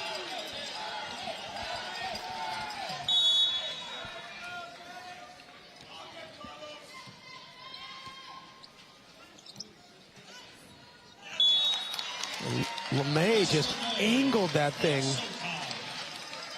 Yeah, Rachel Lopez does a great job back setting to LeMay and got a little bit too far outside the antenna, but LeMay was able to bring that ball back into play. Good eye by Team Army, tying it back up. Tightest we have seen so far. Really hasn't been a drive by either team. Keeping it in that 2-point margin. Too much right there by Andrew May on that swing. I like the right idea. I like being aggressive like that, but you got to take some off of it, especially when you're attacking from the back court behind the 10-foot line.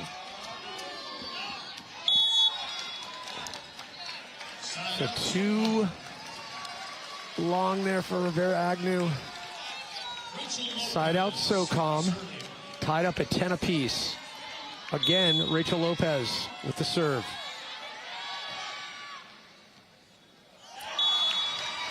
Great serve. I love the technique right there to go over and just kind of teardrop it right behind the block where it's right out of their reach, but it drops right behind him because as a defender for Army, it's kind of hard to see that ball tracking. So side out Army.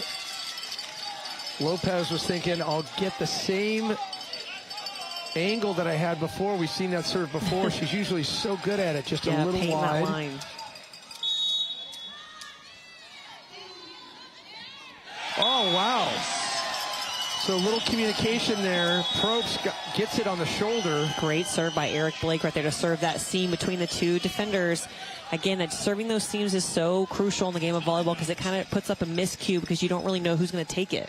And as tight as it has been back and forth, what is Team Army talking about right now? What do they need to do to just get that momentum where they had those leads. They need to just take advantage and keep executing like on those plays when SOCOM does let up and kind of has a little bit of a miscue or miscommunication, sends over a free ball, like an easy ball. They need to make sure that they are just responding and executing on those plays. And I know every play is different. Sometimes it's Rivera Agnew with a quick one hit, finds the pocket, back in the corner.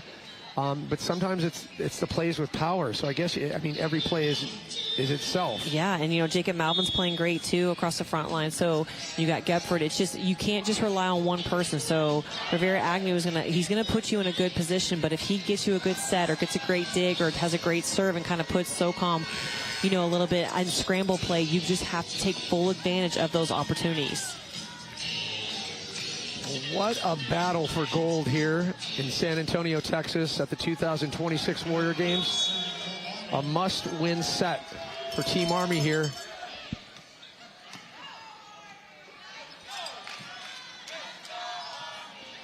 Good hustle by Gepford. Oh, and you could see Blake tried to get the dig on that, but Kessler put a little too much sauce on it. And that's a tough angle for Adam Kessel to hit right there because that ball is traveling from across on his hitting arm. It has to go across his body, over his left shoulder to his right shoulder, and he was able to create a great angle and swing on that ball.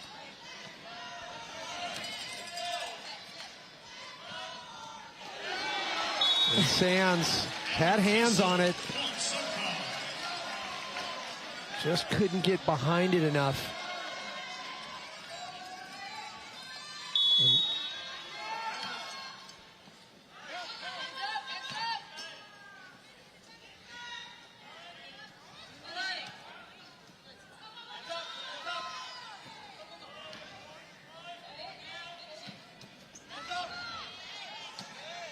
Oh, wow. Gepford. There it is.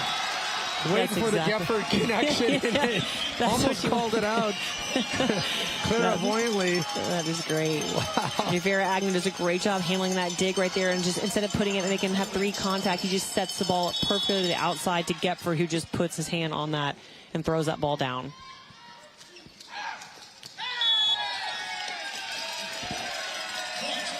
That's a little wide there, but a great thought. And with that, Army up by 2. Army up by 1.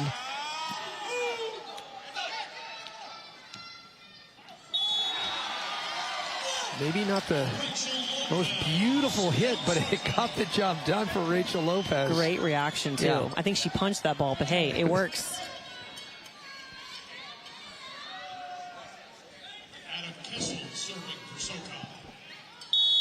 Tied up again at 14 apiece. If you're keeping track, it's, I believe, the 6th time we've been tied.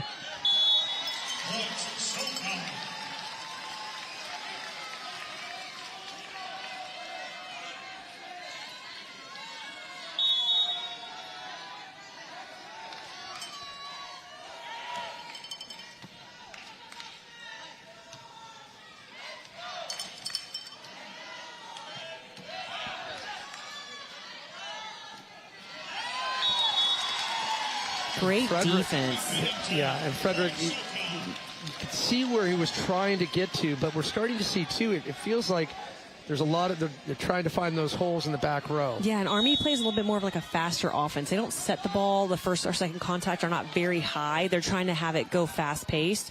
And so they're kind of creating a little bit faster tempo as opposed to SOCOM, who's kind of going high and finding their setters in left or right front and making sure they're putting up a high hittable ball. And Sands knew the second that left his hands, had too much on it. And just like that, SOCOM pulls ahead with a 3-point lead. I don't think we've seen any sitting volleyball game this year at the Warrior Games with this many ties within one game. Yeah, and it's great. I mean, the coaches are doing a great job on calling these timeouts when they feel like they get that kind of 3-point, 4-point deficit because they want to make sure it doesn't slip away too far from them.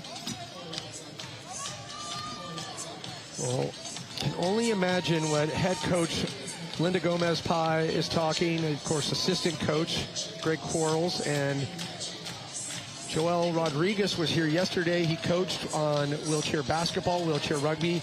Couldn't be here today. His son basketball game. Oh, Championship. Yeah, you got to make that championship game, too.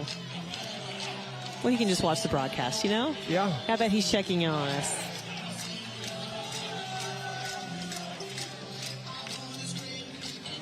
So a must-win game, must-win set for Army here in the gold medal match to push it to a third game.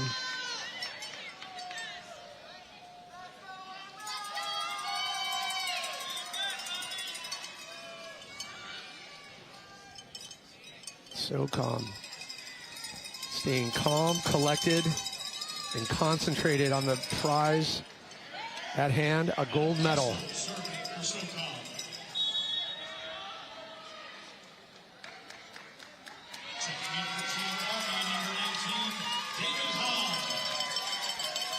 On coming in for Team Army.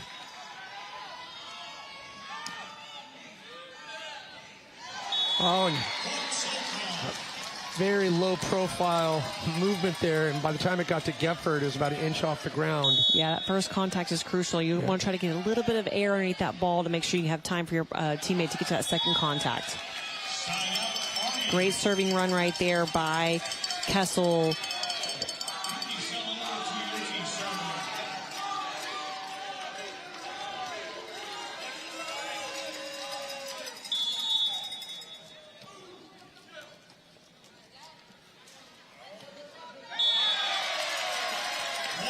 Big point for Army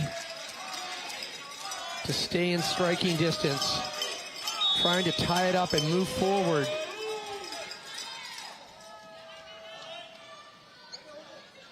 Oh, and just too much distance there. You saw Salanoa Tuioti. Incredible hustle.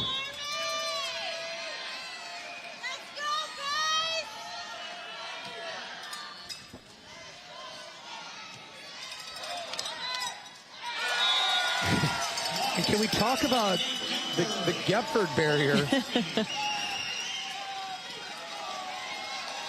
It's got this reach, little barbed wire on top. Yeah, there's no going over him. You just got to try to go around him.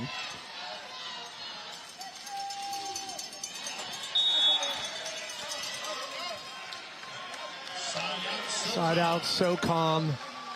Just went a little wide on that.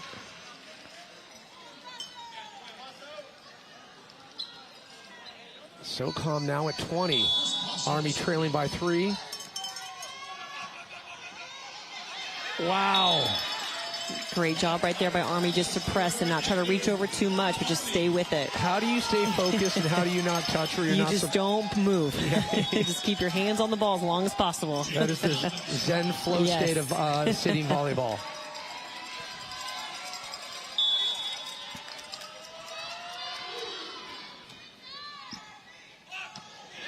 There we go, Army. Marching back. Now within a point of SOCOM's 20. Must-win set for Army.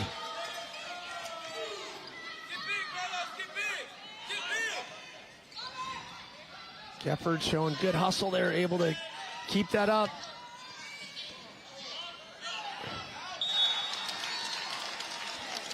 Side out, SOCOM. Goes wide for Army. Still, the gap is tight. 2 points separate.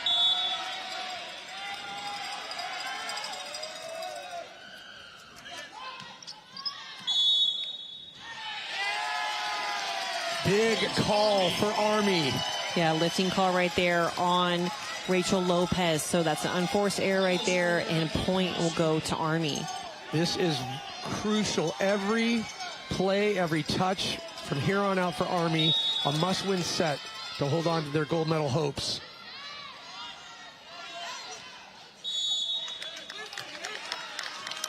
Side out, so calm.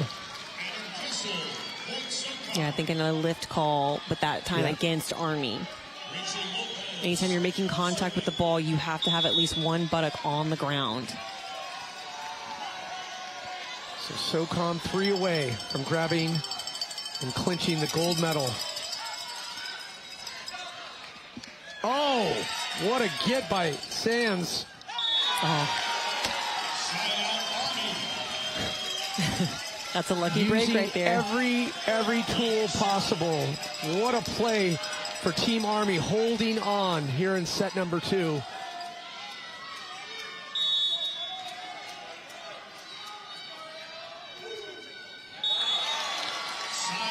Oh, tough miss serve right there. Oh, for Army. Eric Blake, he kind of shook his head after that one, thinking, I want that one back, but...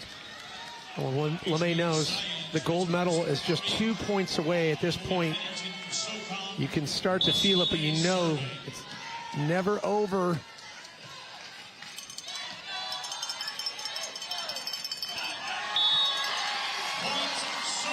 And Sands with that goes wide. SOCOM now on match point for the gold medal.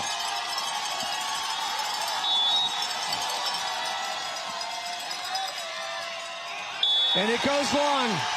SOCOM does it. Gold medal in sitting volleyball. 2025 silver medalists come back and find redemption. Wow, what a match. Returning to their glory of 2023-2024 gold medalists, finding their previous form. And of course, Team Army, what a battle they put up in all of their pool play matches, and then just even getting to the gold medal game. Yeah, man, they had to go through Air Force, the unbeaten team, and kind of had that, upset last night, which is great. So coming out with a silver medal, they've got to give themselves props, and just a great job to SOCOM on coming out and taking it in 2. Army with a much deserved silver. And it's heartbreaking when you see those unforced errors. Yeah, and that's, again, those unforced errors are so tough, like when you get those calls, like net calls or just missed, and, lifting and things like that are kind of, you're trying to control it, but sometimes emotions and just, the movement happens, and those unforced errors sometimes can cause you to kind of get those 2 or 3 point deficits. Well, as fans, I know we're a bit needy at times when we watch, but it's safe to say, I'm going to say every team over-delivered. Each game offered such a complexity and different approach, but especially as we got towards the bracket games, it just got that much more contested, and you saw the passion. Yeah, you could feel the passion. You could feel the intensity kind of picking up every time we got further and further into pool play, because everybody knew that their pool play was so important for the standings, but then also to get into those semifinal matches to see which bracket you were going into, or just you could feel the intensity. It's a really fun championship day. Any favorite takeaways now that you've spent 2 days just completely immersed, eating, breathing, sitting volleyball after all your years in competing and coaching in volleyball? This is hard. This is a great game, and it's a great adaptive sport that that is available. And blocking of the serve, that's probably my new favorite rule change that I've really enjoyed seeing, and just how quickly the reactions are and everything. It's a really, again, volleyball is such a fast-paced game, but this was really intense and really fun to watch. It does such a good job, too, to compartmentalize and almost comport the creativity and the tactic in this game. You can see a proud SOCOM. They're like, look at the brackets, they don't lie. Right. Yeah, absolutely. It is. It's just a fun, 2 days. Let's here. Set it down to Lizzie Smith, who's with Russ LeMay. Here with Russ LeMay, team captain for Team SOCOM. You got the gold after silver last year. How does it feel? Oh, it feels awesome. I'm so happy for my team, for our coach, especially in the other team sports. We came up short with silver, and last year we fell to Army in the gold match and got silver. So it was awesome to get gold, especially for Coach Andy. That's his wife, coaching the Army team. But just couldn't be prouder of the rest of the team. Victory feels amazing. How does it feel to wrapping up 2026 Warrior Games with the golds? It feels awesome. I wanted to end on this, being the last medal handed out. And it's great that it's not just individual. Every member of this team gets a gold. So that's awesome. What do you want to say as team captain to Team SOCOM? Just thank you. I love the team gelled. Everybody worked hard and did their job. And it's awesome to be part of a team again and get to do stuff like this. Thanks so much, Russ. We'll let you go celebrate with your team. Pat? Thank you, Lizzie. And Russ LeMay, you've earned your peanut M&Ms and your Skittles rainbow flavors. No, earlier in the week, those of you that are watching throughout the week, Russ was kind enough to bring all of the announcers peanut M&Ms, and we thank you for that. We congratulate you on the gold medal. Yeah, absolutely. It was a great day, a great day of volleyball, and just a great championship match right there. As mentioned, it makes us happy but sad. Obviously, the last day of competition will be bringing you all the highlights of handing out the hardware later on here live from San Antonio, Texas. But on behalf of Samantha, Lizzie, I'm Pat Parnell. We will see you later. And thank you so much for tuning in to the 2026 Warrior Games here from San Antonio.